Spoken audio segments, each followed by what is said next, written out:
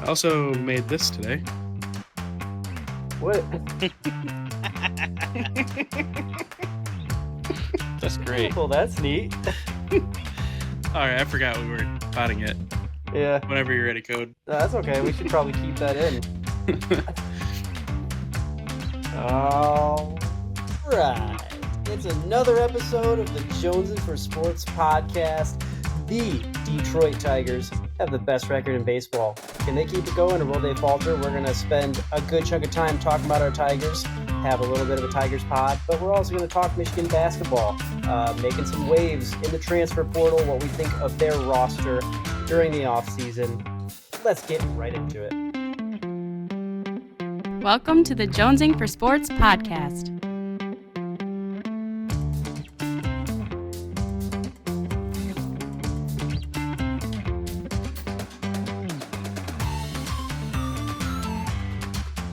So before we talk Tigers, before we talk Michigan basketball, there's something that really transcends these sports, and that's Pop-A-Shot. And more specifically, Travis's foray into the world of Pop-A-Shot. Trav, this past week, I believe, you ventured over to St. Louis to compete in the National Qualifier, or Regional Qualifier. Could you shed some more light on how that went for you and what that experience was like? Yeah, so my wife and I went to St. Louis last week, took a mini vacation. Got there a few days early before the Pop-A-Shot competition began and went to a Tigers-Cardinals game, which was awesome that the Tigers were in St. Louis at the same time. And the Tigers won and had some good seats because it was a noon game in St. Louis, so a little cheaper, but beautiful stadium. If you ever get a chance, go to Busch Stadium. Nice place. And then the Pop-A-Shot tournament happened on Thursday. It was at FanDuel Live, part of the stadium, cool area of Busch Stadium. So a really cool area.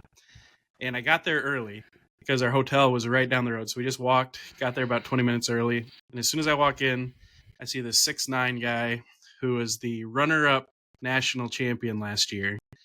And I go, okay, that's good. So my chances are pretty good. And he was so good. And then a few minutes later, Super Bowl champion quarterback Brad Johnson walked in. And that dude is so good at Pop-A-Shot. Where I was practicing in my garage and putting up scores of 120. Dude is putting up 135 in competition. He was so good. So I got there early. The line was short. And I was like, all right, that's good. I'll have a lot of chances because they had two machines. And you go and you shoot, and then you go to the back of the line. And you just 4 hours of open play, trying to score the highest you can. And you just do that as much as you want to for 4 hours. So Brad Johnson scored a 135 on his second run. And he maybe did one or maybe two or three open rounds. And every one of them was 130 plus points, which is very good. And when I got to my turn, I stayed in line the entire time because I shot like butt. Aw. It took a lot of.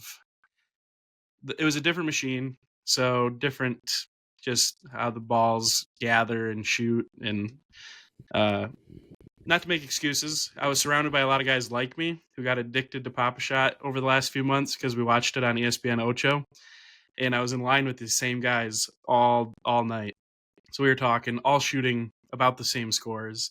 All of us, in our garages and basements, put up pretty good scores, and then here we're shooting 80, 90 points.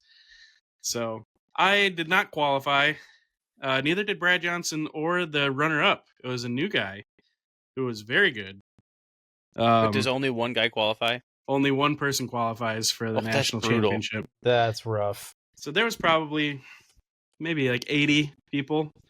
But when each round is 55 seconds, that's a long line to stand in. So it was, I stood in line for 4 hours, just every 30, 40 minutes would shoot a round of Pop-A-Shot, just hoping that I'd catch fire, and I did not. But it was so fun. I'm definitely going to do it again if I get an opportunity. And the Papa Shot marketing team that was there, their main marketing guy who runs a lot of their social media, he came up to me and said, "Hey, are you jonesing for sports?" I said, "I am." He said, "I loved your videos about trying to get to the Century Club and then coming here." I said, "Thanks, man. I'm sucking today, but I appreciate it." So that was cool. Got a little shout out to jonesing in St. Louis. But there's a rumor that qualifier is coming to Indianapolis this summer. Let's go. Okay. They told me that in a comment on Instagram, and they said it wasn't official. And I asked the guy about it there, and he said, "We're planning on it, but they're having a hard time finding a venue right now." Come on, Indianapolis. I know. I'm really disappointed about that. So I told him, "Hey, if you can't find one, come to my apartment. We'll do it in the parking lot." What was the winning score? The guys who were really good were scoring in the 130s constantly. Just every round. It was between 115 and 140.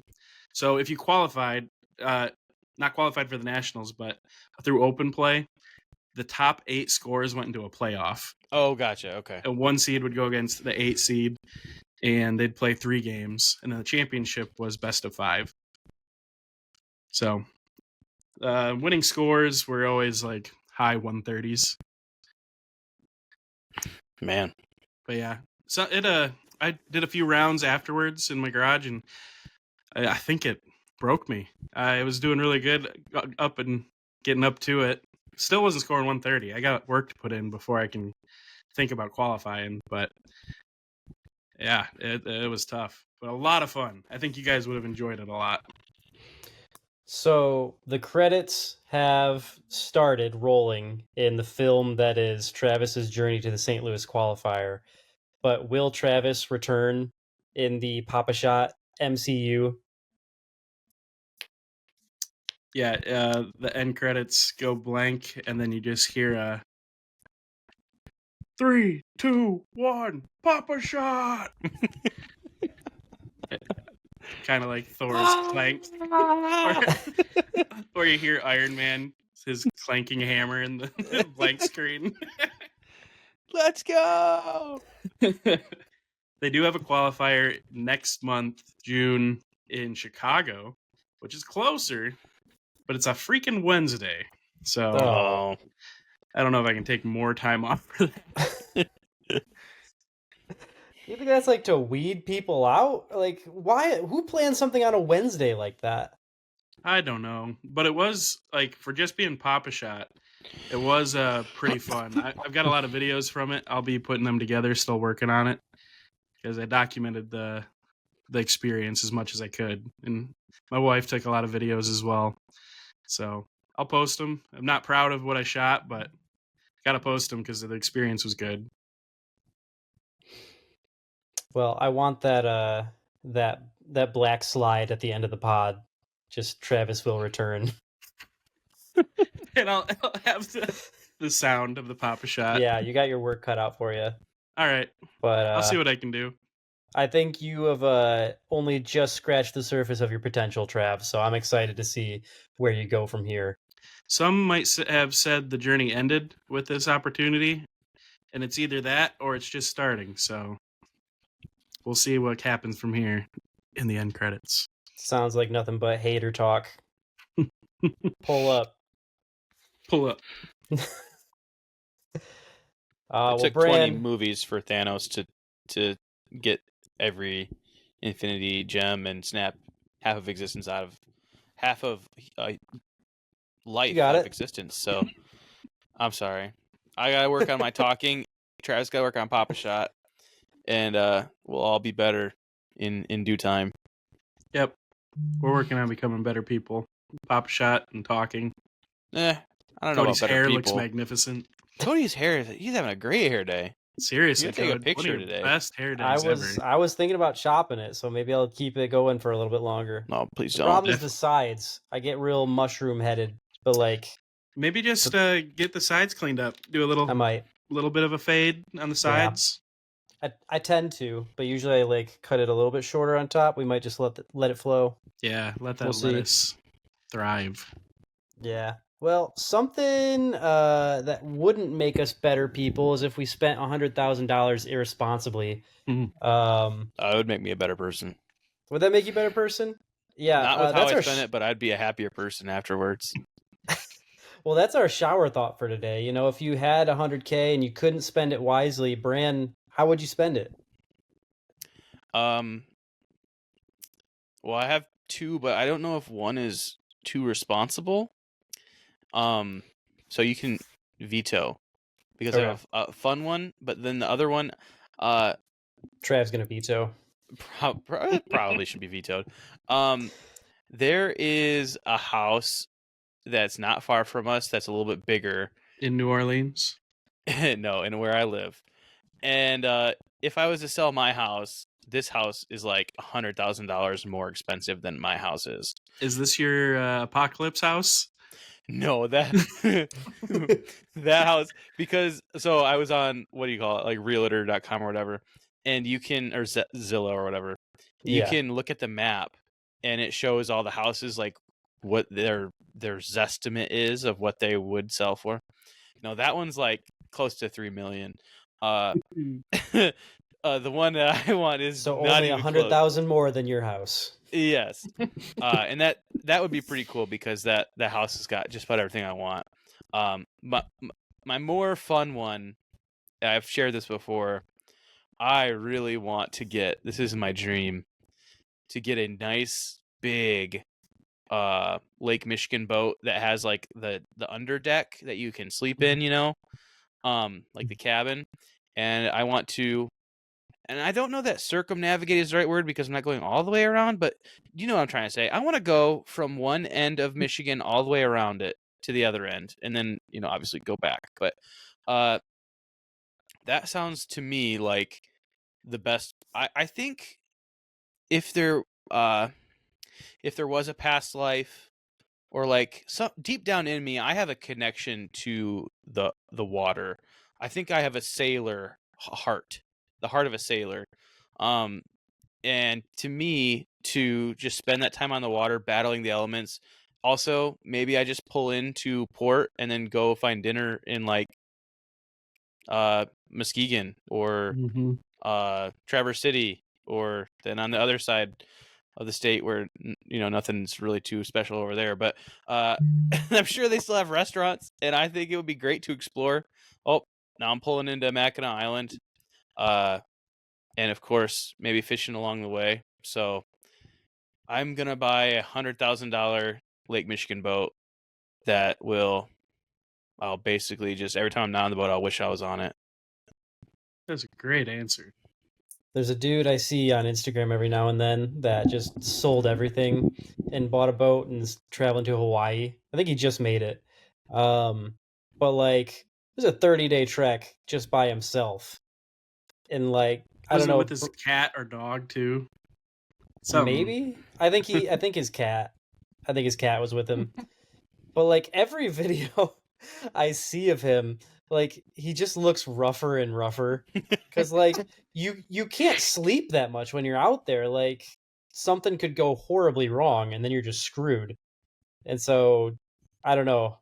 Would that be next on your journey, Bran, after the Great Lakes? Just make a solo trip to Hawaii? I said I have the heart of a sailor, but maybe a tepid sailor, because the going to Hawaii by yourself, that's too intense, and I think that you're inviting death into your life, because in the Great Lakes, like you're never that far from land technically. Like you can get in pretty easily. Where no, like 30 days of just travel, like that's craziness to me. Okay, I just needed to know if I was a wuss or not, and that like maybe that appealed to you. No, because I see that open ocean's like, terrifying. I'm glad that dude is feeling free and happy, but that's insane to me. Like I would 100% like go along the East Coast, like down to Florida, but stay close enough that you can find, you know, safe harbor. But to go from one location across open ocean for like a month straight, no, that doesn't even seem like wise to me. Brian, I have the same calling in my soul to the water. So I don't know if that's maybe a nature or nurture thing in us, or really we were sailors of past lives, but I talk about that quite often. Oh, water is my happy place, being on a boat. Sometimes it's as simple as being on a kayak or pontoon, but Yep. we also might get it from our dad because he said if he got a lot of money and we all died, he would buy a boat and live off of it in Lake Michigan and do almost exactly what you just said. I think that means we got to do it. Get a big enough boat we can all go on it. Probably means we got to do it. All right, new bucket list item. Nice. I would. I'd buy the new Papa Shot machine. There's no way that's taking up your whole budget. Probably not, but I think it's the arcade version that we shot on, and it's brand new this year. So, Judge and I had paying for its newness, and it was very nice. I can't imagine how much I don't know how much it is, but that would take up at least a chunk of it. I'm anticipating maybe 10, 15, 20K for it. Maybe 10K. Don't know, but I'd get that. And then maybe I already spent some. I'll go with a smaller boat route because, man, Brand, you talked to me there. Maybe a pontoon. Probably not a super nice one with what's left of 100K, but something semi-nice. Yeah, I said 100K for a big Lake Michigan boat. I'm not getting that nice of one. Like, it's been used a lot. You have to really spend if you want a nice one. So they say boats are the worst investment you can ever make. The worst purchase. Yeah, I've heard that. But whoever said that didn't ever have a boat because that's right. Boats bring so much happiness. Man, now I want to change mine to a boat. Do it. We can't just all three be boat. Buy 48 or kayaks. I mean, I probably would get like there's this one kayak I want that collapses into itself like a Russian nesting doll and fits into a backpack. Do really want that, but that's not gonna really scratch much of my 100K budget. And I can't get a boat, when the mystery box is right there, and the mystery box could be anything, even a boat. So I'm actually gonna go with a golf sim. Yeah, that's a good answer. I'd get a really nice one because I tell you what, I'm so sick and tired of coming on this pod and being like, I'm jonesing for just a nice, crisp golf shot from 150 onto the green. And then I go out there and it's like my alter ego, Mr. Hyde, who's never touched a golf club. Is just out there hacking and just slaughtering the golf course. Like the groundskeeper hates me. Yeah, code duh is out there without a prayer. And I'm sick of it. I need to get better. So if I had a golf sim, Bran, using your little track mat that showed me like where I struck the ball, not only did I maybe break your track mat, I was swinging so terribly. It's actually really, really eye-opening about like, how much I was sweeping and needed to strike down on it more. So if I had all the tools that tell you like, this is your how far behind or in front of the ball you're striking, here's your spin speed, all of that stuff, like there's zero excuses after that. And then if I have any left over, we're taking a golf trip. Oh, getting the boys and just hitting up boys golf trip. Hard to beat. Wherever we want to go. Yeah. Yeah, you should have seen it, Trav. I was probably a bad brother because I was laughing my butt off. But Cody was over just for a couple hours and set up the golf net and have the little mat that shows your swing where you're hitting it with the little tiles that flip over as you swing. And man, Cody, that first swing was pure.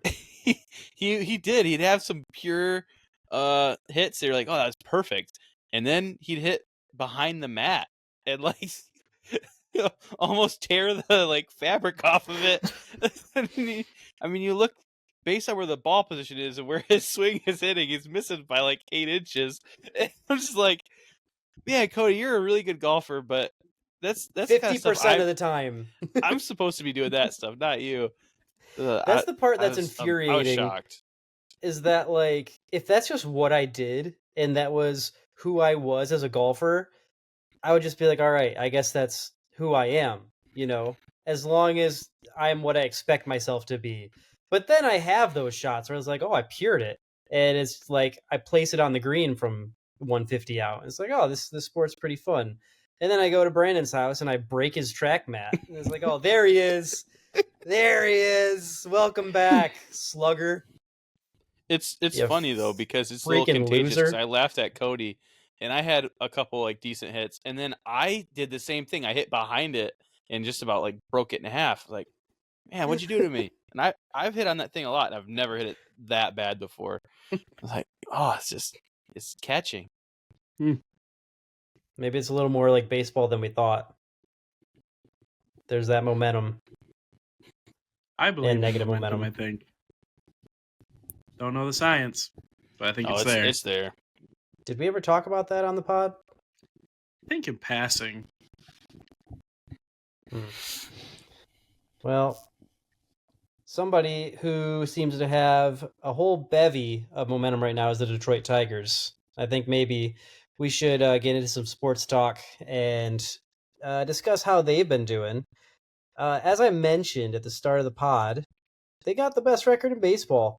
Do you boys think they can keep that going? Do you think this is like maybe a little bit of a false glimmer and they're going to falter? What's your level of hope in this team at the moment?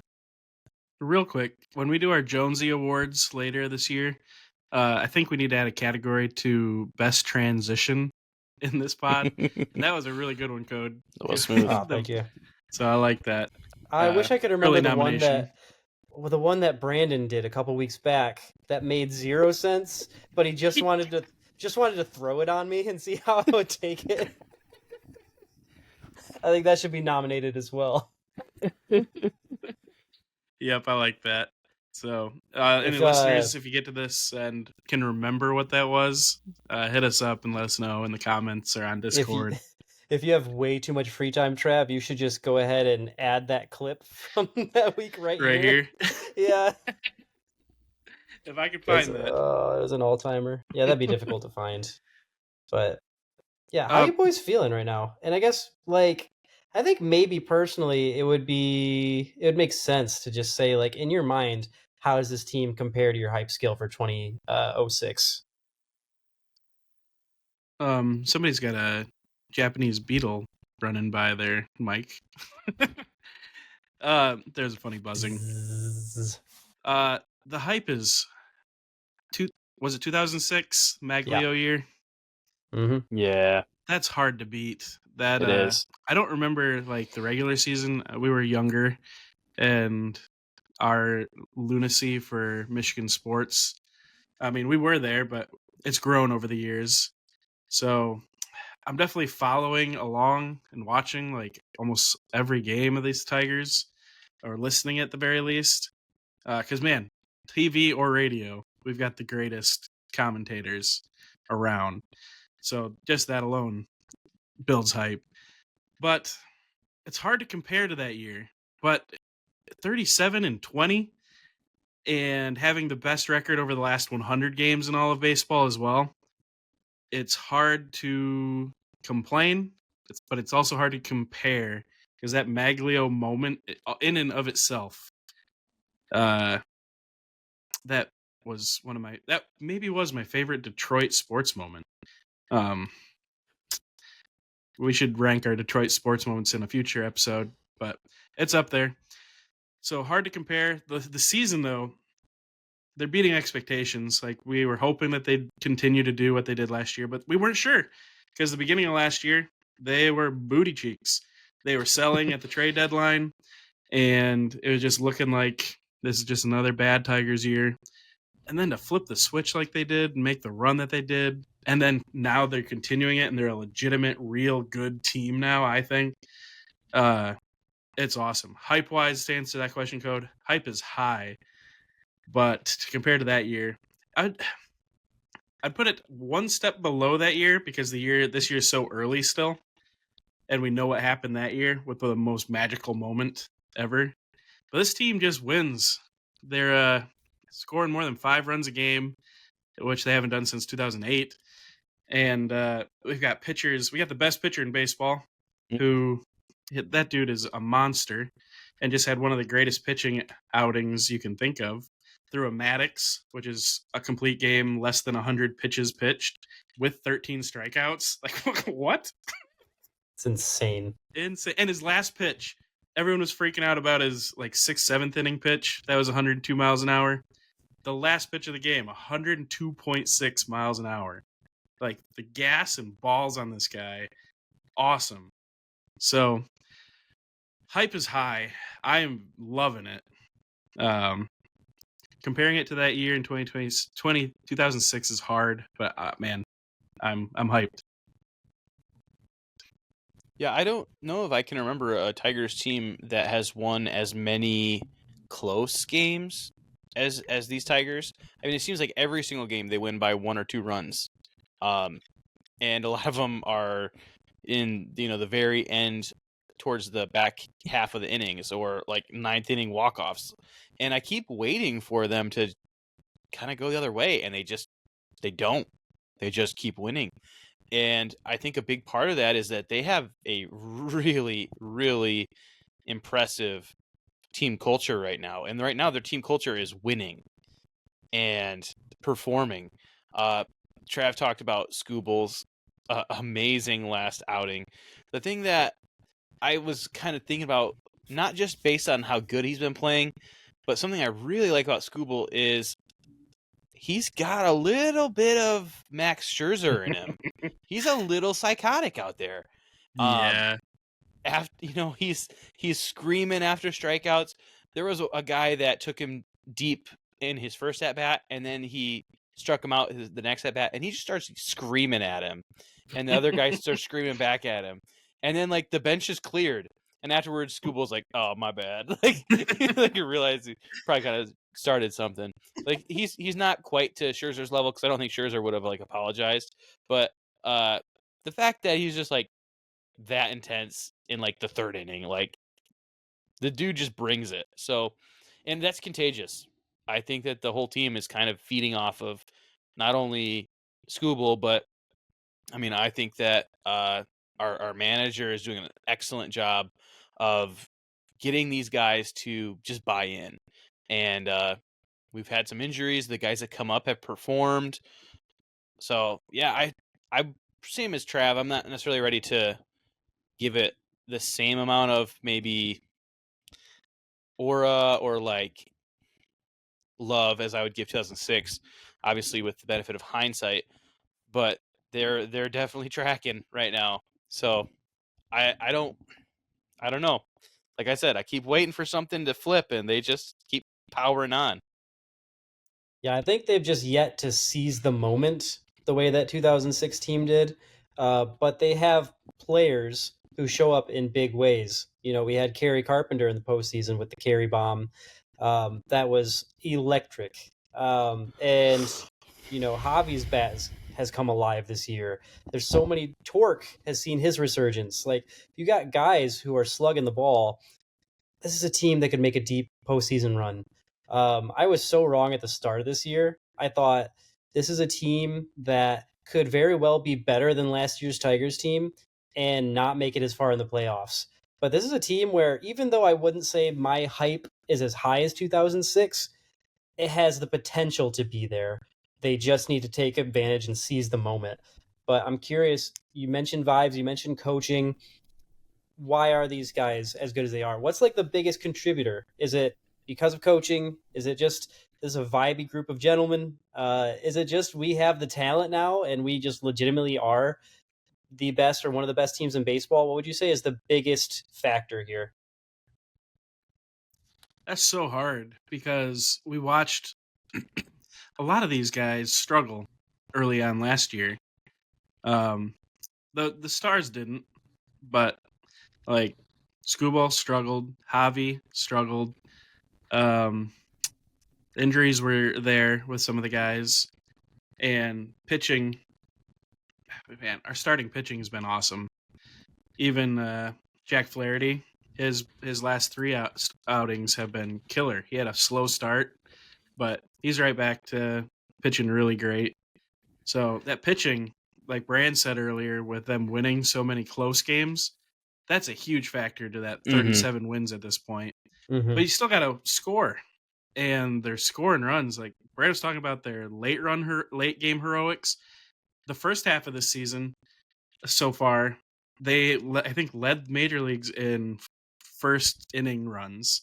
Like they scored early, and now they're scoring late. So they're just finding ways to win. That's if it's not coaching, it's the team and the vibes. Something's just going right with this team. Like they're winners, they're fighters, and maybe it's Scooball. Maybe it's that mentality where he goes out there and he wants to just dominate you every chance he gets. But it's also Javi Baez being willing to play center field. He's willing to play anywhere. I think they could stick him at catcher and he'd be like, yeah, coach, I'd try. And they just got guys like that. Maybe it's just the right mix of guys and the right mentalities. We don't have any. Oh, what was his name? The shortstop who had the flashy glove that we used to have. Iglesias. Yeah. Guys who would kind of phone it in sometimes, who were very talented, but then would get in a fight with James McCann in the dugout because James McCann was so ticked off that Iglesias was not hustling. Like, do you see anybody not hustling on this team? They're all hustling. But also the defense has been great. Anyone we stick at third base is playing third base very well. Our outfielders are making great plays. Javi Baez is great in center. Riley Green, they stick him in the corners to kind of save him. That dude's got a glove and hustle. Although watch him when he's running, when he's not hustling, like jogging out, he runs like a fat guy. Like, yeah. Really flat, like heavy, flat-footed when he's not trying to run fast. And I wanted to get a video of it because we were sitting pretty low at Busch Stadium. I had a good angle of it. Never got a good video of it, but really enjoy how he runs. But just the team's just got something going on. It'll be interesting if and when they get into a slump this year. This is a 162 game season. It probably will happen. And I don't think we should necessarily raise the red flags when it does, because I mean, there's 17 games above 500 right now through 50 games. That's awesome. And they'll probably go on a losing streak here or there, and we'll see how they respond. They lost a series to the Guardians in one of their first real big interdivision series, and they responded. They just swept the Giants, a very good NL team. So that right there shows me that this team's resiliency and just hunger. Maybe that's it. I don't know where it comes from, though. Coaches, Scooball, not sure, but they've got it. They got the momentum. And if there's any sport that's real it's real in baseball. And I feel like that is attributed to vibes more than anything. Like, they got the fire in that locker room. And you look at, like, statistically, there's not any one of those guys that's just absolutely on fire average-wise.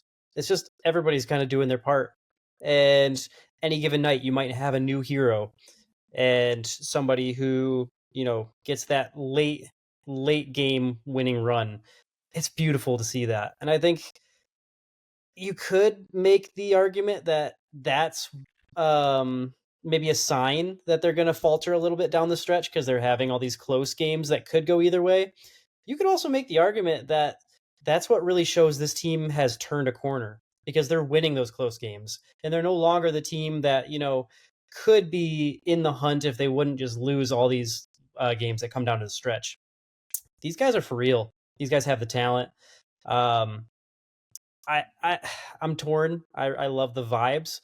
I wouldn't be opposed to bringing in some more talent for trade deadline. So curious if you guys think any trades need to be made, if that would, mess with the vibes, or what we're seeing in terms of, how we can make the most of this so far magical season.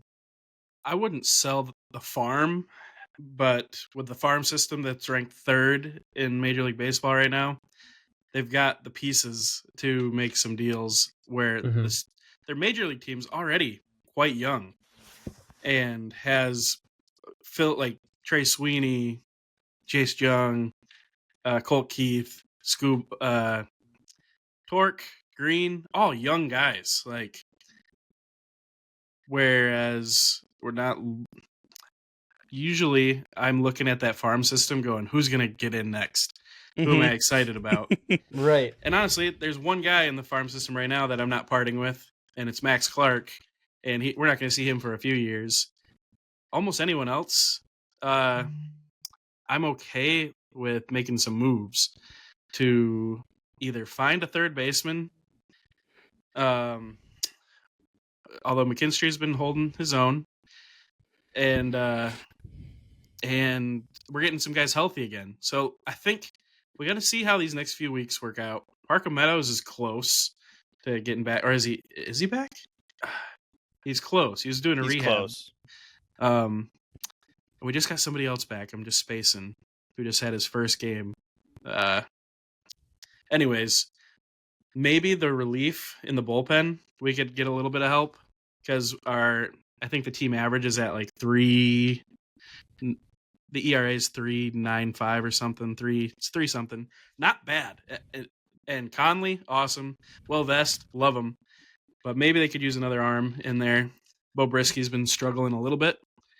So if you could find a relief guy in there, and then come playoff time, if we're tossing Skubal and then Flaherty's doing fine, like our starting rotation is solid, especially when it gets shortened up in the playoff time. And then you strengthen that bullpen, that might be where I make a move. But I'm all for them making a move as long as they don't sell too much. Yeah, I'd go bullpen as well. I think that's probably where they could use the most work. McKinstry has been doing well at third, but there's still just like a few guys that if we could get that are just stud third basemen, and you no longer have that question of just like, who's going to play third today? That's the new Tigers chaos. It's not chaos pitching. It's just chaos third base. Although they've still been doing the chaos pitching here and there this year. Yeah, but everybody knows that now. Yeah. This is the new chaos. I like it. But yeah, I think there's some names we could bring in there. Something I saw that was interesting. I don't think it's super likely at all, but the Pirates are having a bad season. Mm-hmm. And I've seen it floated out there by some big accounts that the Tigers could be a trade partner for Paul Skeens. And in that case, they would have to give up basically all of their top prospects, including Max Clark. Worth it. Yeah. I would do it. Oh, yeah. And we're talking about bullpen, like you can then maybe move one of your starting pitchers into bullpen if you need to, because if you had a rotation that had Tarek Skubal and Paul Skeens, it's starting to get ridiculous, and I'm just laughing even talking about the possibility. Sounds a little bit like Verlander, Porcello, yeah, Dave, Max Scherzer, Porcello, Scherzer, yeah, David Price. Yeah, that was a crazy rotation. That is insane. That would be so exciting, and obviously you would be giving up. Like I think Travis said, you don't want to have to give up the whole farm. You would be doing that because the Pirates would be looking to basically restart. That's a guy you do it for. So if I'm kind of the opinion that if you're not going to get a huge needle mover, you do not touch the vibes for the Tigers. And obviously we're not even close to the trade deadline yet, so it's not something we really need to worry about too much. But if for whatever reason a team's circumstances would allow for a franchise type of player to be traded, yeah, let's open up the farm system. Let's open up the check account, and we'll make this thing happen. I've been working on something along those lines where you say open up the checking account, because if they get Paul Skeens, you've got a young pitcher who's, I don't know what his rookie contract is, but he's going to be due $400 million eventually. Scooball's probably due 400 million plus right now. But I've been working on this, and for your listeners, I've been working on a little website, me and ChatGPT, that tracks Little Caesars pizza sales. You can jump on it and click what pizza you got, and it'll give a dollar amount, just to show our support that buying those Little Caesars. Yeah, so it's not real, like you're not actually donating any money, but Little Caesars, the Illiches, Tigers. So it's work in progress. I was working on it before the pod. We'll see if it becomes a reality. But yeah, that would be so fun. Trav, I know you're a pretty big Skeens guy, just like even off the baseball field, right? Great mustache, weird face, real electric personality. You ever watch this interview with him and Livy Dunn? Dude's like paint drying. Yeah, she's like this social media like extreme personality, and he's just like, oh yeah, I guess that's my favorite thing about you. Like, all right, that guy's all about baseball. Mm-hmm. That's what you want. Yeah. This no drama. Feels like this feels like a kind of almost sacrilegious question, but something I've been thinking about. Speaking of these pitchers, is Skubal already a better Tiger than Justin Verlander? Who said that? Was that Jerry? I don't know who said that. Did someone say that? I thought somebody said that in the Discord. Jerry, if that was not you, I think it was apologize. just something in my head that happened. Oh, well, I've seen that somewhere. Maybe it was on Twitter. I don't know. I feel like he is maybe like a better talent, but JV lasted eons, so I think it's too early to say he's the better Tiger. Better talent, I think, sure, but that also feels really yucky to say. So I'm not ready to just say he's the better Tiger just yet. He's got to keep doing this for years first. His best year in Detroit, he was 24-5 with a 2.4 ERA. That was good. That was Verlander? Yeah. Yeah, that's insane. That's really good. And 250 strikeouts that year. 24-5, wow. With a 2.9 ERA, 2.4 ERA. What was Skubal last year? He was right around that, like a 2.9, I'm guessing, but I can't remember. We'll do some research. I think it's too early to answer that. He is on pace, and if the Tigers lock him up long term, he for sure will have a better legacy than Verlander. But if you remember when Verlander was in his prime, when we go to Tigers games, like that was the jersey. Everyone had a Verlander jersey. Mm-hmm. He was the Tiger. He was everyone's Tiger.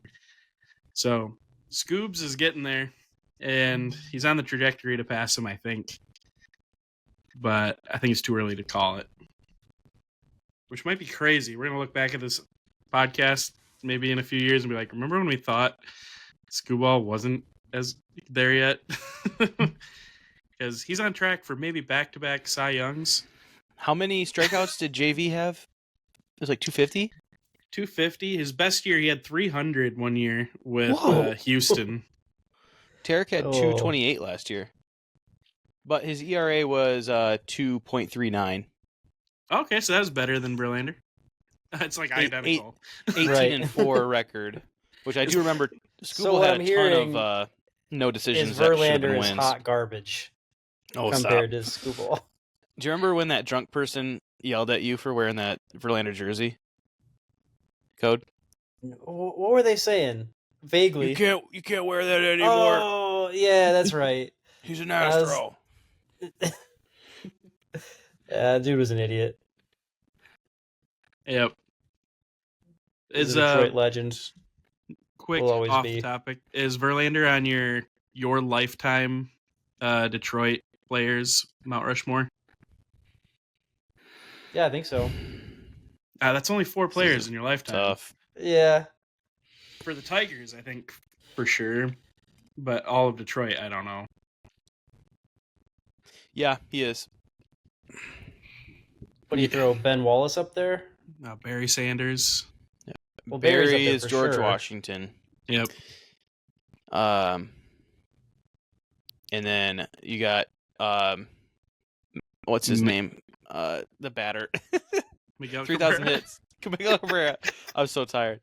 Miguel Cabrera is up there, and JV's up there, and then for the fourth spot, that fourth spot's tricky though. Calvin Johnson. is Calvin. Yeah, You think so? Hate having 2 Lions, but Calvin is underrated somehow. yeah. So wait, who was that? You got Barry, Calvin, JV, and Miggy.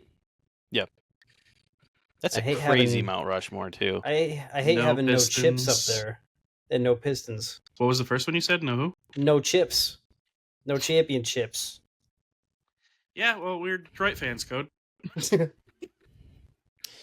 I It's mean, a new era of Detroit. for our lifetimes, you're looking at, I guess, like if you wanted to put some Red Wings 2004. up there, like Oh, when I was yeah, 8 you years do old. that. So I mean, honestly, like I wasn't as into hockey then, unfortunately, because there was a golden era that we should have been enjoying. I know. So you could put some Red Wings up there, but then the Pistons, like the special thing about the Pistons is that They didn't have they that guy. weren't the stars. Like they were just all really good, a team. So like, yeah, you said Ben Wallace, but you could have said Chauncey Billups, like Chauncey. or Yeah. even like Rashid. Yeah, that's like fair. This would be a fun exercise to do they're with just a great teams. team. It'd be that Pistons team, 2006. Yeah, that Tigers. Pistons team. That's a Yeah. Mount Rushmore team. Stanley, Champ, Red Wings, and then almost last year's Lions. That's sad. Yep. That's such a disappointment. 15 wins, man. Yeah, but from how far they've come to where they're at now, Yeah. I still might throw that on my team Mount Rushmore. All right, well, circling back to the Tigers real quick. Who would you say is your MVP so far? And more importantly, who's your Tiger? Are we allowed to say Scooble? I was going to say Scooble. Okay, we're all going to say Scooble, so Scooble's MVP, but if Scooble didn't exist. I think mine's Riley Green. It's a good answer. I don't know if it's the right answer. As your Tiger or as your other MVP? Well, I'd almost say both because actually we answered this question. Oh man, I think it was probably about 3 years ago. When did Torque and Green make their debuts? That's pretty close to 3 because Torque sucked last year, hit 31 home runs the year before that, and then the third year. Yeah. was Okay. rookie So like year. 3 years ago, we had this question on the pod, and we picked our Tigers, and I remember I'm pretty sure Trav took Torque, and he's been faithful to him. Yep. And I took Riley Green. I'm not sure, Code, who your Tiger was at that point. I'm not faithful. I don't even remember. But I remember picking Green at that point, and he has not let me down. So I got to stick with him. And as far as the MVP discussion, this is a Tigers team that has hit the ball well, but obviously they're not the team that has an Aaron Judge or a Shohei Ohtani type of guy. So Riley Green, I feel like, is about as close as it gets. His average is towards the very top. RBIs at the very top, home runs towards the very top. When I'm getting score updates during the day, usually I'm seeing Riley Green scored or Riley Green batted the run in. So he's just really clutch that way. So he's going to be my Tiger and my MVP. But I think there's some really good arguments for a lot of other guys too. Yeah, Riley Green showed his gumption this year too. That he had a really bad week early on, where he was slumping hard. He came out of it, and now he's one of the higher averages on the team. 12 home runs, high RBIs, and he is the offense generator right now on this team, pretty consistently. So that's a good pick, Brand. I'd probably list him as the offensive MVP right now. I'm sticking with Torque as my Tiger, staying faithful to him. I just find myself cheering for him every time. From his power, which power is just so fun in baseball. Nothing will ever beat the steroid era of baseball. It was so much fun. And I think maybe they should legalize some of it again. I don't know. But I remember going to a Sammy Sosa Cubs game where he hit 2 home runs, and it was so fun. And I that year, and even the Barry Bonds stuff, constantly just home run. There was always something fun. Aaron Judge and Shohei Ohtani might naturally be pushing that someday again, because Shohei's at 20 home runs already before tonight. I think tonight, if he hits one tonight, he'll have 4 games in a row with a home run. Wow. Judge has 18 decent. home runs and almost batting 400. He's falling off. Yeah, I think he's 395 now. But yeah, Torque's my Tiger. Yeah, if Scooball didn't exist or we're not allowed to pick him, I feel like Riley Green's the correct choice there for MVP. But for my Tiger, I'm going with Kerry Bonds. Dude is just, he's still batting at a high average, hitting a good amount of home runs, but he just shows up in big moments. And, I still hear just the call of his postseason blast last year.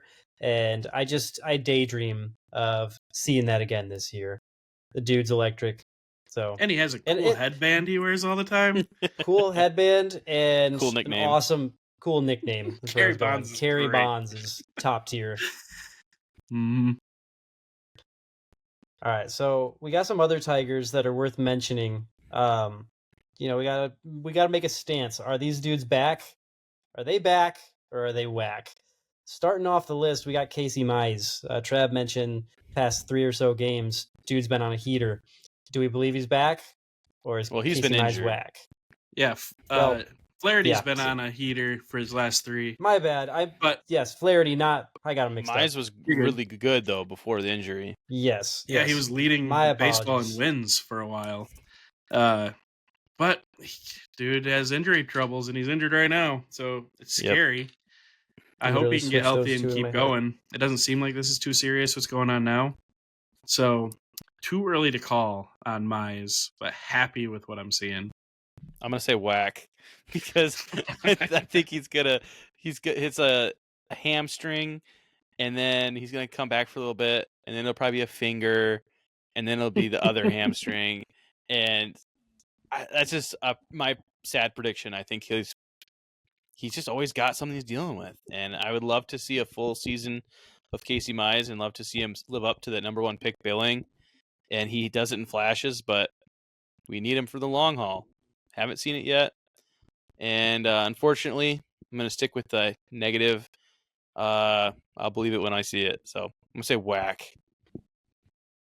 Brandon's whack, so I'm going to say Casey's back. And that's all I'm going to say on that. That's all you need to say. That's all I'm saying. The vibes are through the roof, and he's just going to keep it going with his play. Moving on from Casey, we got Javi Baez. Back, baby. But also, he's still got a swing and miss rate of 40%, which is not good. But he is the people's Tiger right now. If you eliminate Scooball, but day in, day out, fielder, the people love him. They love that he's back right now. And for how much he struggled last year, the crowd cheers for him constantly. He's got the backing of Detroit again. He is I'm going to go with he's back. I'm going to go back as well. Something just funny I saw where you probably saw where he was recently ejected from a game. He was arguing balls and strikes. Specifically, there was a pitch that was really low, a little outside. It was a terrible called strike. It was clearly a ball. And a lot of people were posting, man, if Javi Baez has got a better eye for the strike zone than you need to hang him up. Because Javi is not known for having the best discernment with balls and strikes. That one he was 100% right on. And the umpire, of course, was power tripping a little bit too. So The umps in that not a series. fan of that umpire. I will embrace the robots for sure. But also, Javi's back. I think, yes, he's going to swing at those sliders that are away and miss. But also, his average is more than respectable. It's impressive. And I love what he's doing defensively. So I think he's back. I was entering this segment fully planning to just say back to every player that we put on the list. But Javi legitimately gives me pause on that just because the dude is still chasing at a monstrous rate. His exit velocity is well below what people that have his average is, and his expected batting average is still well below where he's at currently in the season. There's a lot of statistics that seem to indicate that he's trending for regression, and I hate to say that. But even if he regressed a little bit, he would still be serviceable to this Tigers team. So I do think, in comparison to where he was just last year, he's back in a massive way. I don't think he's back as the superstar that we signed him to be, but I guess I'll say back because he's not whack. I think he'll be fine. But just, he's back. It's not with an exclamation mark. Well, there's one advanced analytic that you can't quantify for all the analytics nerds, and that's momentum, baby. And Javi is back based on momentum. That's what I'm going off of. We have to come up with a stat name for momentum. Like WAR was the new thing during the Trout era, and now we got to come up with like a. I have toyed around with MOT. building an algorithm to be able to quantify momentum. But then every time I open up Excel, I'm like, screw this. I hate this program. It doesn't make any sense. So if someone wants to teach me Excel, GPT, bro. Get on ChatGPT and feed it a few little, I don't know, leading. I don't know what you'd call it, but like you could use it to help construct something for you. I've used it to code potential websites. Like it can build. It's insane. It's awesome. So yeah, I want to work on that too. So maybe let's work together and see if we can come up with a mom score, momentum. I don't know. Just throwing out a potential name to you guys. A mom score. I like that. I don't think you should shift away from that, even if we find something better. I don't know if mom score, but mom. I like mom. Mom something. Just mom. Yeah. All right. Javi's having a huge mom year. I think we figured it out. Whew. All right. Torque the dork or torque the what was the positive torque-ism? Fully torqued. Fully torqued. Or are we fully torqued? Spencer Torkelson, are you back or are you whack? Torque is back. Torque is so back, baby. I'm the torque guy. Torque's back. But I didn't expect you guys to say he was back because his average he's batting like 240. Maybe a little leading less. The team now. in home runs though. Yeah, 13. He's got some power. And that's his the thing though. The year that he hit 31 home runs, and led the team in home runs, his average was not good. And that's maybe just who he is. Like if he can add some power to the lineup, he also I think is leading in RBIs. So that's crucial. So I'm not going to hold him to you need to have that average that's, in the upper 200s. If you're in the lower 200s, but you're still hitting for power, that's what this team needs. So he's back. If he bats 200 and hits 40 home runs, fine with it. Yeah. Yeah, I think I am too. I mean, he's never really arrived. Like, honestly, the way that we would have expected for him, given the hype leading into his very young MLB career. So the way he's producing currently, like that's back enough for me.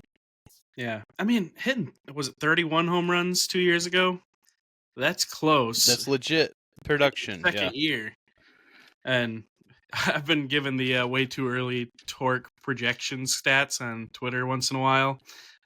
Torque is on track for it. He got off to such a hot start. We'll see. I don't think he's going to keep it up. Like, I think my goal is 40 home runs for him because he could do that. I think he was on pace for more, but 40 is going to be a stretch. If he bats 220 and hits 30 home runs, would you say he's back or disappointed? Yeah. Oh, I'll take that all day. Yeah, it's good enough. You like to see the average a little higher, obviously, but like that's just torque. Yep, I think that's right. All right. Well, it seems like we're all in agreement there. So let's move on to the Tigers bullpen collectively. Are they back or are they whack? They are good enough. That's not the segment. They are back. Conley is a stud. Will Vest got an autographed rookie card of Will Vest, and I hope he keeps getting save after save. He's Sounds got like a little bit of that take. dog in him. Yeah, I cheer for him. Just trying to bump up that value any way you can. Same for my Anthony Edwards rookie card. I'm cheering for him hard just because I want that value to go up. But anyways, bullpen, I like it. They got room to improve, but they are back. Yep, I'm gonna say the same. They back.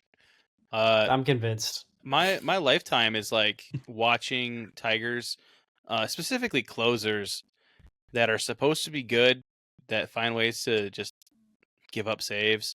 Todd Jones, Joel Zamaya, Francisco Valverde.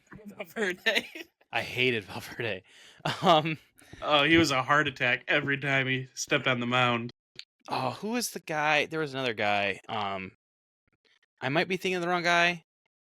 Rodney? Fernando Rodney. Was he a closer too? Yep. Was Joaquin Benoit a closer, or was he just relief? He might have closed some, but I think he was like the 8th inning guy. Yeah. And then he'd give it up in the 8th, so we didn't have to worry about the saves in the 9th. Anyways, all that to say, I have been really, really pleasantly surprised that we haven't just given up all of these like 1 or 2 run leads late. Feel like they just keep chugging along. So I've been really happy with it. Obviously, who's the guy that we lost from the bullpen for the injury?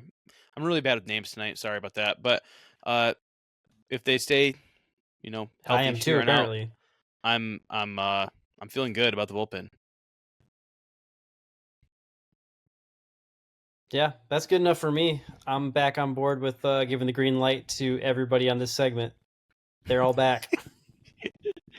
Todd Jones had a year where he had 42 saves with the Tigers. I remember that year.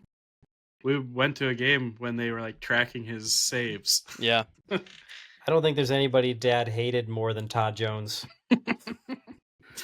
Yep. If there's anybody that's going to lose us a game, it's that Todd Jones. Oh, he hated Fernando Rodney too. He probably hated a lot of guys. Oh, just the nature of a closer. If you're not an elite closer, you're a loser. Yeah, if you're not an elite closer, you're coming in up 1 or 2 runs, and if you get guys on base every time, that's so hard to watch. Mm-hmm.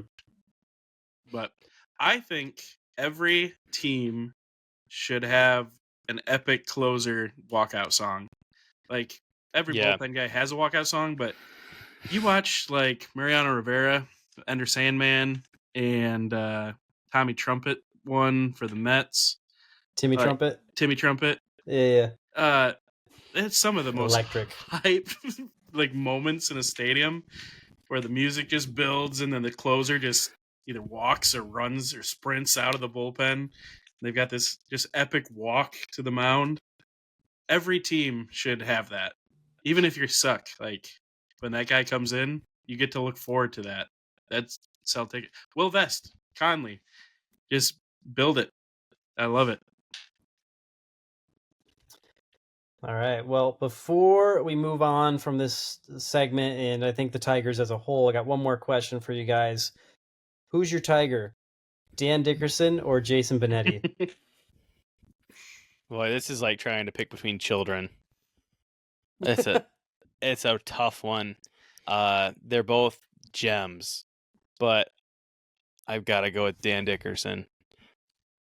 Yeah, I don't think it's like picking like children. I think it's like picking like you've had a great, reliable, loving dog, and then you get an even cooler breed of dog, and you love them both. Well, one's been with you for forever, and then but the new one has new tricks and is maybe more popular with all the people you take it on walks by. Jason Benetti is awesome and underrated. Andy Dirks has been I really enjoy Andy Dirks. fantastic. His color commentary has been so funny, but also just really good. Benetti's one of the best in the industry, but listening to Dan Dickerson on the radio, hard to beat. Just that's one of the most nostalgic things to me is Tigers radio. So I got to go with Dan Dickerson. He's just got the voice. And like for as talented as Jason is, like he has some awesome one-liners and he's just so fun to listen to. But I think this whole segment, correct me if I'm wrong, maybe at least for me was kind of like spawning from when I was trying to listen to the end of a Tigers game and Trav was trying to help hook me up with the plug. And he said, "Well, you can just watch it." And I said, "Nah, I want to listen to Dan Dickerson." Like I was out like on a walk and I just wanted to listen to the Tigers. It's a beautiful like summerish day. There's nothing that beats listening to Dan Dickerson on the radio. That's the way I love to consume my Tigers. And he's forever a legend. Combine it with what we talked about at the beginning of this pod, bringing it full circle. On a boat with a radio tuned to the Tigers. One of my favorite things ever. I was gonna say shooting Papa Shot with Dan Dickerson. Like, I will be doing that this summer. I've been blaring in my garage. yeah, there we go. Oh, that sounds like a real good time there. Anything else we want to add on the Tigers before we move along? Just a good time to be a Tigers fan. Yeah.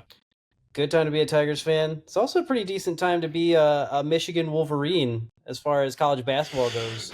Dusty May has got to be just the most electric young coach right now, at least like in the offseason, stacking up those offseason championships for the Wolverines. We just go out and poach everybody. And most recently, bringing in, I'm probably going to say his name wrong, Yaxel Lendeborg. Nailed it. This dude was projected to be a first-round pick this year in the NBA draft, decided to withdraw, and said he's coming to Ann Arbor. That's huge for these boys. Yaxel had himself a very solid season at UAB, and now we've got a pretty solid lineup looking here, boys, for the coming basketball season. What are your overall thoughts from this move and where that leaves us moving into the new season?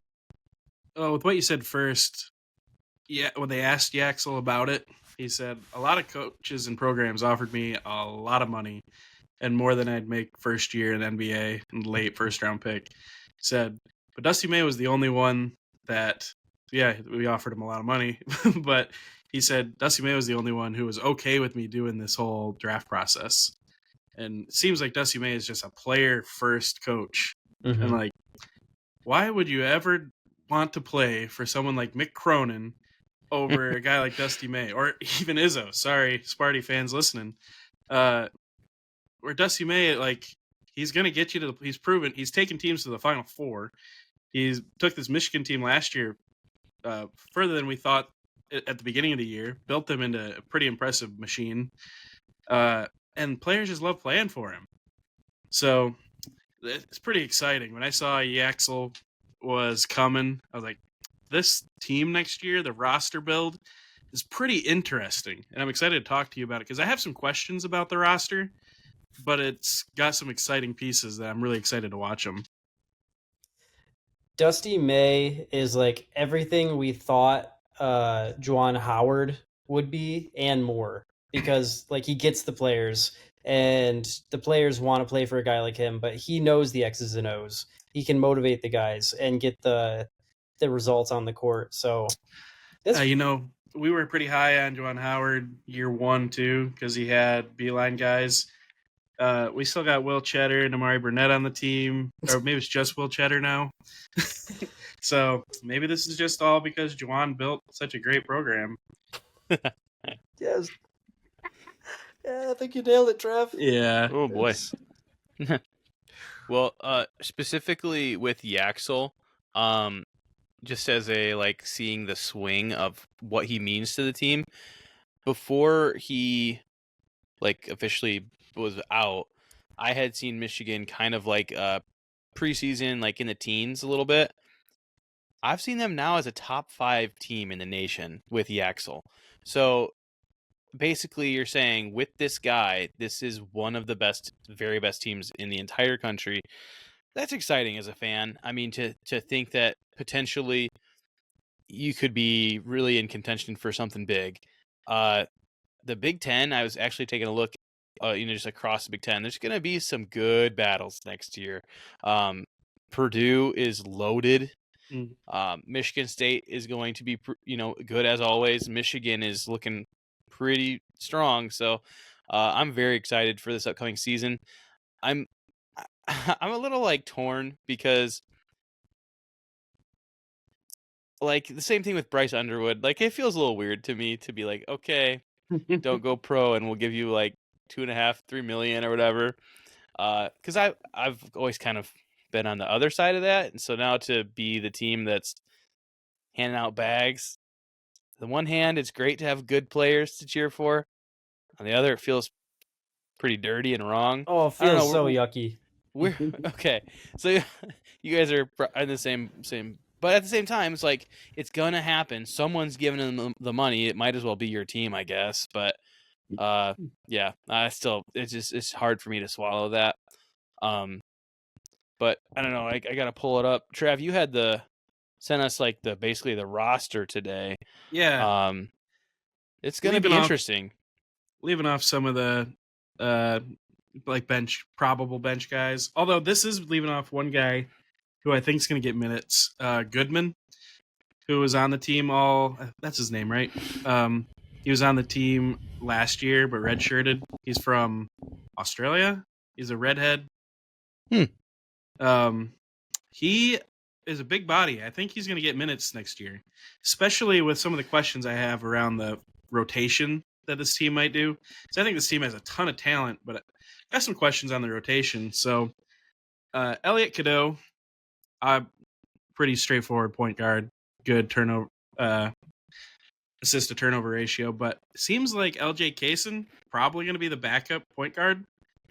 I liked him as a shooting guard, I think, a little bit better. I don't know about his distributing, but his dribbling off the ball, maybe he comes in and he's more like a cutter and it's not as much of a distributing point guard. So maybe they can't. Dusty May is really good at playing positionless basketball, as we saw last year. So maybe we'll see that a bit more, because also Yaxel can handle the ball. That's going to be interesting. Then Trey McKinney coming in as a freshman. I followed his senior year at Orchard Lake St. Mary's pretty closely last year. Dude is a big boy. But I'm curious how he's going to do. I mean, a 5-star, so you know that at least ESPN and 247 liked him, but it'll be interesting. I think he's going to have some growing pains just from what I watched through his run through postseason and MHSAA basketball. Dude's impressive, but we'll see how that translates. I also don't know what position he's going to play. He's 6'4", 6'5", but a big body. So the list I sent you guys has him listed as a point guard, shooting guard split. I think he could even put in a little bit of time as a small forward. If we're getting pinched or playing small ball, he's just he can play a lot. He might just maybe list him as a combo guard. I'm not sure. So that's an interesting combo there at the point guard, shooting guard. But then we got some guys we know, like Roddy Gale, Namari Burnett. I like both of those guys a lot. Namari Burnett had one of the greatest recovery seasons, comeback seasons from the Howard era to Dusty May era. Amari Burnett was a different player. If you blacked the video out and I couldn't tell who it was, and you showed me Amari Burnett 2024 versus Amari Burnett 2023, I don't think I could have told you it was the same guy, except for his shooting form is pretty clearly him with his super wide base. Ronnie Gale, I think, is a freak athlete, and having a year under his belt with the program, I think he could pop off this year. He might be a sneaky all Big Ten name, I think. So I'm pretty happy with the shooting guard position for us. And then power forward to center, Will Cheddar. We know what he does. He's Mr. Glue. Yaxel Lendeborg, we talked about it already. Super excited to have him. And at the center is really interesting because we got Morez Johnson Jr. from Illinois. He's 6'9". Probably going to play center, I believe, for us. He's a freak athlete. He didn't produce like a ton at Illinois, right? Like he was good. Well, he didn't play a ton of minutes when he was on the court. If you go per 40 minutes, he produces. Okay, so I haven't went as deep on him. I've seen some highlights, and he looks impressive with what he can do. But the stats, if you just look stats, that's what I was looking at. I wasn't quite sure on him. And then we got this guy from UCLA who's 7'3", Ade Mara. I'm not totally sure how to say his name. Oh, I'm sorry. I thought you were talking about Ade Mara. That's who I was talking about. Okay. Ade Mara, I know he didn't get a lot of minutes, but his highlights are he's got a skill set at 7'3". We'll see if he can bang with the Big Ten centers. But Brand Morez Johnson, you got any more info on him from Illinois? All I know is what I had read, basically that they really liked him because he's a excellent rebounder. And obviously that was our weakness last year. For having 2 7-footers, terrible rebounding team. Morez Johnson specifically can kill on the offensive boards. So my question is, with the production that you mentioned, how are we going to replace I'm sorry, the names, every person's name. I don't even know your guys' names. Who was our center last year? Vlad. Danny Wolf or Vlad? Vlad Golden. I don't know exact because he was our leading scorer. Everyone thinks of Danny Wolf as being our best player. They're probably right, but Vlad was our scorer. And I don't know if there is going to be a philosophy change of, okay, we're maybe going to not have as much post touches, or how they're expecting, the basketball to look, because it seems to me like they're not probably going to attack the paint with a 7-footer type, and maybe they're just hoping for our new guy to basically just to be cleanup and to rebound and kick out. We'll see if he's happy with that role. And Mara, could do some of that as well, but definitely seems like maybe they're trying to transfer the scoring load to our wings and guards, which is not a bad thing. I think most of your championship level teams are getting championship level play from their guards and their wings rather than usually their good teams just have a really tall athletic center, which I think Morez Johnson's not super tall, but he's athletic, and then Mara is super tall. So maybe they're kind of like replacing him in the aggregate from the Moneyball, but that's my question is, how does the scoring shift? But yeah, I love this roster. I think that they're going to obviously contend in the Big Ten. I don't know if they'll be better than Purdue specifically, but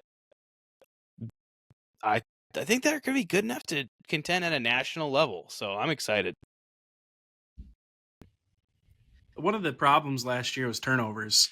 They went and got a point guard who has a much better assist to turnover ratio, and the guys we built here, it looks like that maybe won't be as much of an issue. You never know till they start playing, and we'll see how they mesh and if they're running a fast tempo, turnovers happen. But that will be big if they got good scoring coming and knock those turnovers way down.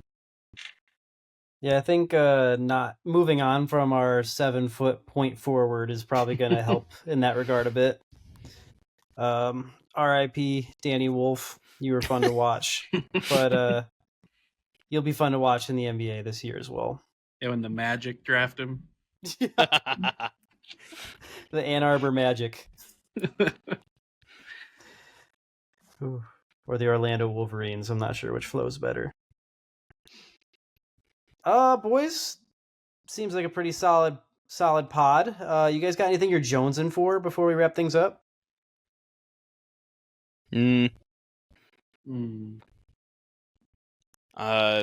Still at the slowest pace known to man working through Andor.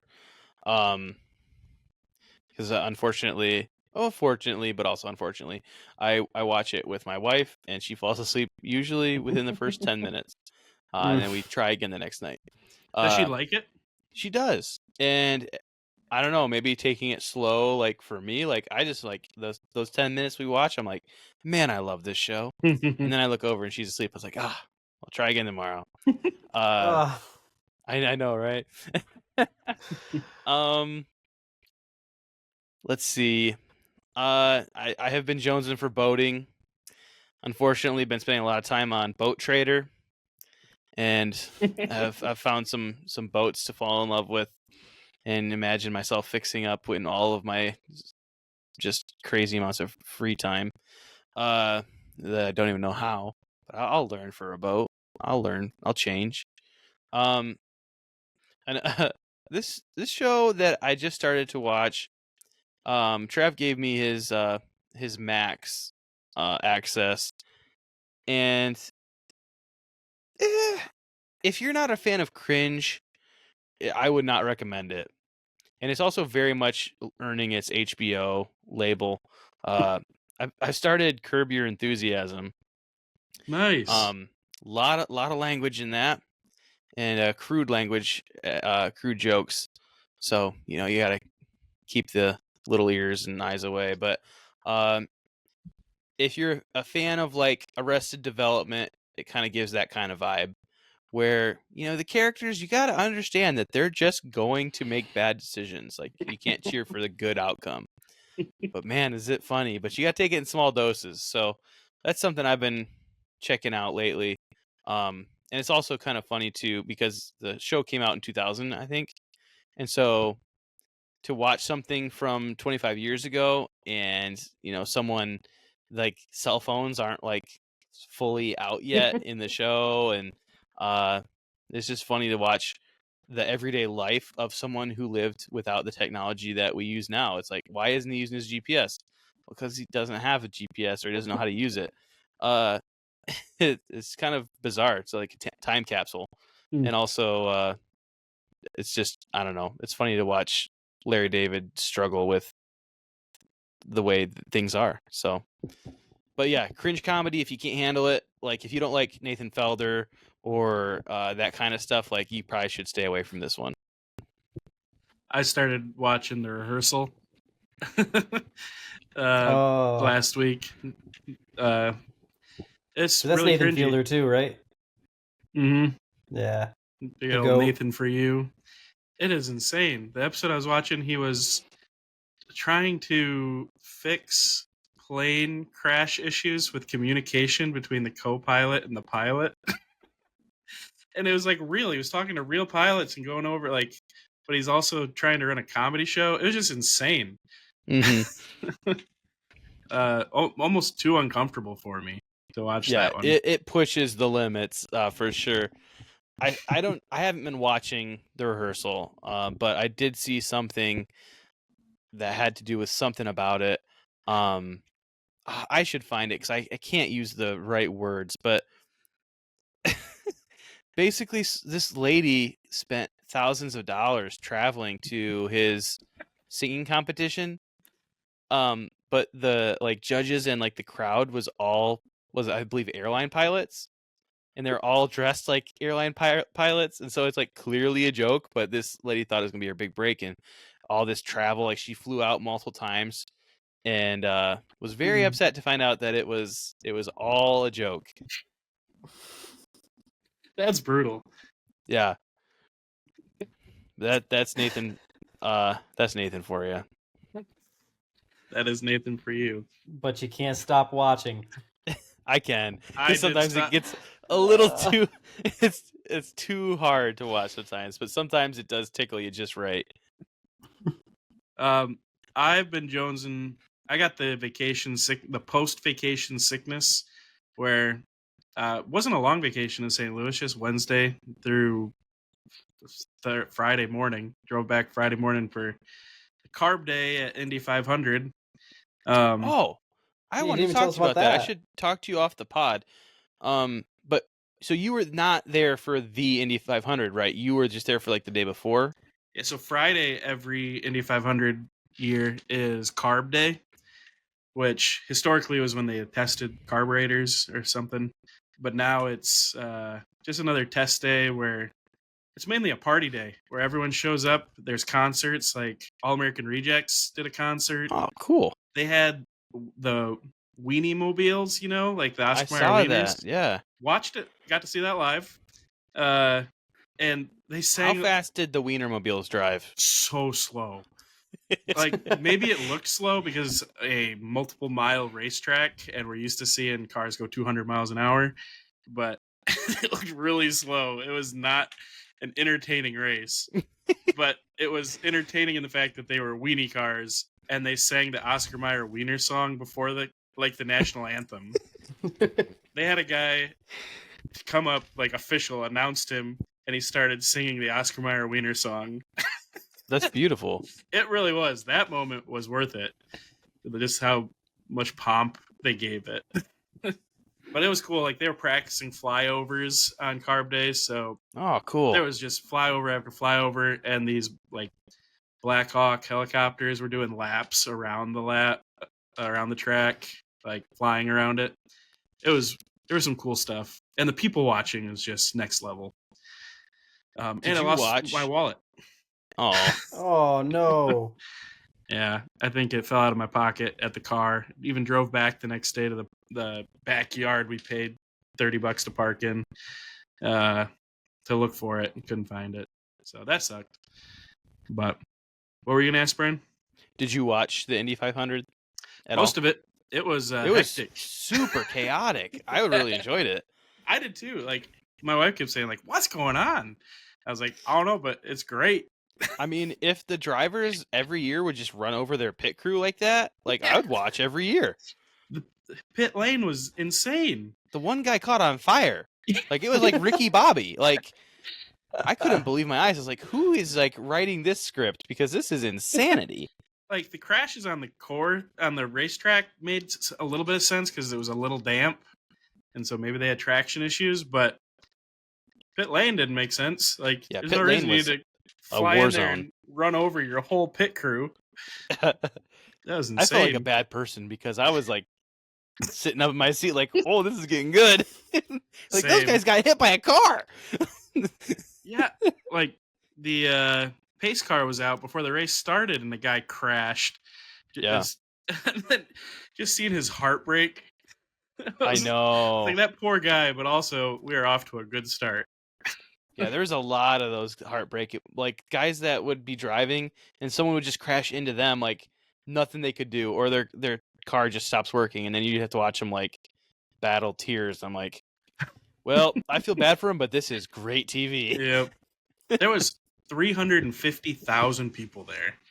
Well, that's insane. Yeah, sold out for the first time since it's like 100th race. So pretty cool. It's on my bucket list to go. Now that I live down here, you guys should come down for a race day. It'd be pretty fun, at least once. I want to experience that at least once. That would be so much fun. Sit on the grass, like you put a blanket. It's a hill, and it's just like so cozy. All right, I'm down. All right, maybe next year we'll start planning that. Well, I hope they start hitting people again next year, though, because if we went and there's no like pit crews getting just like ran over, I feel like I won't get my money's worth. So I went to Carb Day for a work thing. We had a tent, and we were giving out free drinks and hot dogs and burgers to a bunch of customers of ours. So, but it was still fantastic people watching. The people at Indy 500, it is peak redneck America. It is fantastic. But yeah, what I was saying I was jonesing for was I need another vacation. You get back from a long weekend or a short vacation, it's a sickness. Yeah. Like I went to work yesterday. I was just like, oh, this sucks. I needed another one. So Yeah. The sister and her husband just got back from Florida, and I was just imagining them being down there and like all of us being down there. Like, oh, that sounds so nice right now. that's probably actually what I'm jonesing for, but now I feel like I'm jonesing for doing some sort of racing, like us actually racing. Like I want revenge against Brandon for our last match of go-karting. Never. Never again. At least like once every year or every 2 years, our family will be go-karting.